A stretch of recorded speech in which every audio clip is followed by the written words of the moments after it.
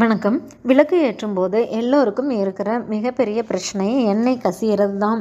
இந்த எண்ணெய் கசிவால் வீடுகள் பிசுபிசுப்பாகிறதோடு இல்லாமல் சமயங்களில் வழுக்கி கீழே விழுவதற்கான வாய்ப்புகளும் உண்டு. நாம் இப்போது அகல் விளக்கு ஏற்றும் பொழுது அதிலிருந்து எண்ணெய் கசியாமல் இருப்பதற்கு கடைபிடிக்க வேண்டிய சில எளிய வழிமுறைகளை இந்த பதிவில் பார்க்கலாம்.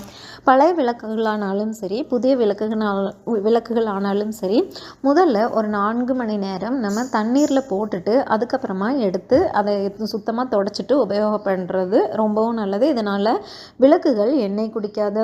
சிலர் விளக்கு ஏற்றும் பொழுது அதற்கு அடியில் நெயில் பாலிஷ், பெயிண்ட்டு இந்த மாதிரி இப்போது பூசிட்டு அதுக்கப்புறமா உபயோகப்படுத்துவாங்க.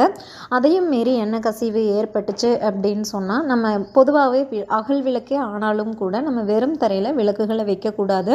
கண்டிப்பாக வெற்றிலை, வாழை இலை, அரசை இலை, செம்பருத்தி இலை இந்த மாதிரி ஏதாவது இலைகள் மேல் வைக்கிறது தான் நல்லது.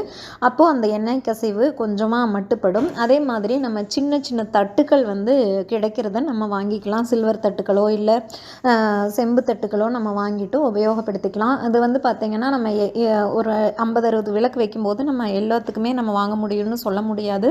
முக்கியமான இடங்களில் மட்டுமாவது நம்ம வச்சுக்கலாம். அதாவது நிலை கதவில், அப்புறம் ஹாலில் வைக்கும்போது, இல்லை ஸ்டெப்ஸில் வைக்கும்போது அப்படியாவது நம்ம அந்த தட்டுக்கள் வச்சு நம்ம பயன்படுத்திக்கிறது நல்லது. அதே மாதிரி பார்த்திங்கன்னா அட்டைப்பெட்டியில் இருக்கிற அந்த அட்டைகளை சின்னதாக விளக்குக்கு ஏற்ற மாதிரி வெட்டி அதற்கு மேலே விளக்குகளை வைக்கலாம்.